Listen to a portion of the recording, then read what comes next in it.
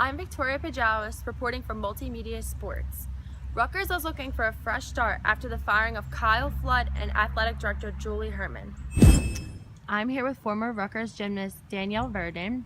Danielle, talk to me a little bit about how you feel about the firing of Julie Herman and Kyle Flood's firing.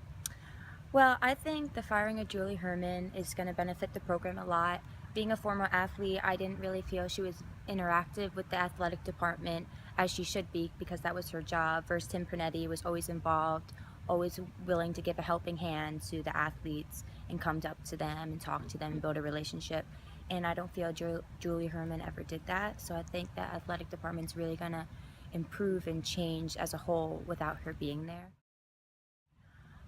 And as far as the Coach Flood incident goes, how good of a role model is he to be coaching when he can't even obey the rules himself? So it's like, how would his athletes be able to obey the rules if their role model and their mentor isn't even obeying the rules? And I felt his disciplining and stuff like that wasn't up to par for a Division I football team. So I think that the university's athletics and football team's really going to improve after the firing of them. So Johnny, I know you're a big sports fan. How do you feel about the firing of Kyle Flood and how is it going to affect the program?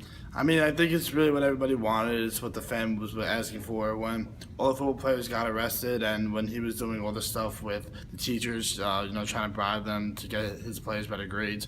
It just seemed like it was time for a change and he just wasn't doing the right thing. It just really wasn't working out. And I think it is time for a change and a new start. I think it definitely does benefit Rutgers. I think now this opens the door for a new coaching candidate, and hopefully we can get like a bigger name, so we can get our name out there and get the better recruits from New Jersey, and we can finally compete in the Big Ten. Do you think that big coaches will find this job appealing from the outside, or they look at Rutgers and think that this may not be an appealing job? I think we need to find a coach that likes rebuilding and a coach that thinks he can turn around the program, and if you get a big enough name for a coach that can handle it, or maybe a coach that's been out of football, I think they can handle it. I think a good candidate would be Jim Tressel from Ohio State.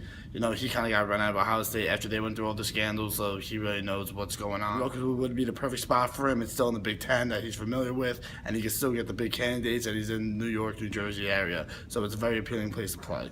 Awesome.